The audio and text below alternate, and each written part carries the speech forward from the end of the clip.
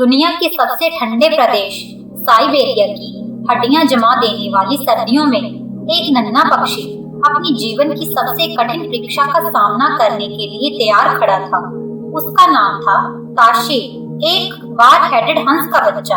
वही प्रजाति जो आसमान की सबसे ऊंची सीमाओं को पार करती है। हिमालय की चोटियों के ऊपर लगभग 27,000 फीट तक हजारों प्रवासी पक्षी एक स्थान पर एकत्र थे, सिर्फ एक निर्णय के साथ प्रवास आरंभ करना है। घबराए ताशी ने अपने पिता से पूछा, पिताजी, हम 5,000 किलोमीटर का इतना लंबा सफर क्यों करते हैं? क्या मैं इसे पूरा कर पाऊंगा? पिता ने उसे प्रेम से देखा और कहा, बेटा, जीवन में मंजिल वही पाता है जो कठिन रास्तों से घबराता नहीं और कड़वी ठंड से लड़ने का साहस रखता है। दर्शकों, ध्यान रखिए, ये प्रवास कोई इच्छा नहीं बल्कि जीवन और मृत्यु के बीच का निर्णय है। साइबेरिया और मंगोलिया में सर्दियों में तापमान -30 डिग्री सेल्सियस तक गिर जाता है। झीलें और तालाब पूरी तरह जम जाते हैं, भोजन समाप्त हो जाता है और छोटे पक्षियों का जीवित रहना लगभग असंभव हो जाता है।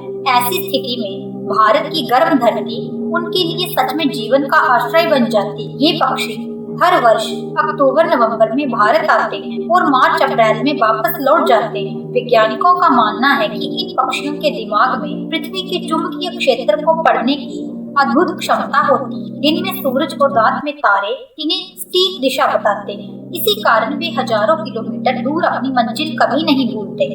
जो पक्षी भारत आते हैं उनके सभी नाम स्क्रीन पर प्रदर्शित हैं। अब लौटते हैं हमारी कहानी की ओर।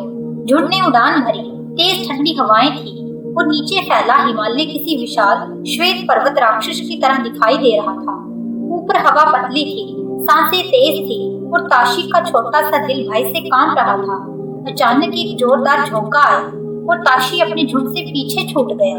उसने सोचा, अब तो मैं गिर ही जाऊंगा। तभी पास उड़ रहा एक बड़ा हंस उसके बिल्कुल साथ आ गया और बोला, थकान सभी को होती है पर उड़ान तभी सफल होती है जब एक दूसरे का सहारा बनते हैं। लगभग 14 दिनों की लंबी कठिन यात्रा के बाद जब ताशी ने भरतपुर के गर्म जीवन से भरे जलाशयों को छुआ, उसकी आंखों में चमक आ गई। उसे लगा जैसे प्रकृति ने उसे अपनी बाहों में समेट लिया हो। सूरज की किरणें उसके पंखों पर पड़ी और ताशी मुस्कुराते हुए बोला, सफर कठिन था पर मंजिल अद्भुत है।